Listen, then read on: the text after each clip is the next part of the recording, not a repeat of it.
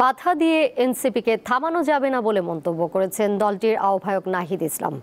রবিবার চট্টগ্রামে এনসিপির পদযাত্রা ও সমাবেশে তিনি এমন মন্তব্য করেন। এর আগে রাঙ্গামাটিতে পথসভায় নাহিদ বলেন, পাহাড়ে জাতীয়তাবাদের নামে পাহাড়ি বাঙালি জনগোষ্ঠীর মধ্যে বিভেদ তৈরি করা হয়েছে।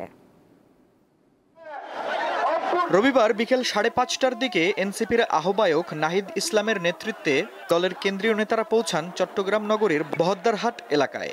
সেখান থেকে শুরু করে মুরাদপুর হয়ে নগরের 2 নম্বর গেট বিপ্লব উদ্যানে গিয়ে শেষ করে পদযাত্রা। সেখানে হয় সমাবেশ। নাহিদ ইসলাম বলেন, বাধা দিয়ে এনসিপি ও তারুণ্যের শক্তিকে থামানো যাবে না। যদি চট্টগ্রামের দিকে কেউ চোখ তুলে তাকায় তাহলে সমগ্র বাংলাদেশ বিদ্রোহ ঘোষণা করবে। করার জন্য বিভিন্ন জায়গায় আমাদেরকে বাধা দেওয়া হচ্ছে। বাধা দিয়ে জাতীয় নাগরিক পার্টি তারুণ্যের শক্তি, চট্টগ্রামের শক্তিকে থামানো যাবে না। এই চট্টগ্রামকে আমাদের শক্তিশালী করতে হবে। জাতীয় নাগরিক পার্টি এই চট্টগ্রামকে শক্তিশালী করবে ইনশাআল্লাহ।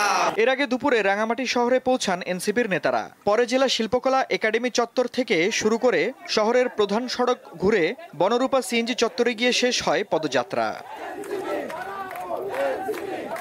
পরে স্টেশন চত্বরে পথসভায় নাহিদ বলেন, গত 50 বছরে বাংলাদেশকে নানাভাবে বিভাজন করে রাখা হয়েছিল।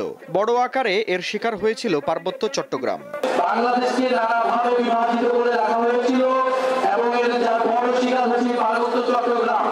পার্বত্য চট্টগ্রামে নানা বিভাজন, নানা অশান্তি জিয়ে রেখে অন্য একটি পক্ষ বারবার সুবিধা নেওয়ার চেষ্টা করে।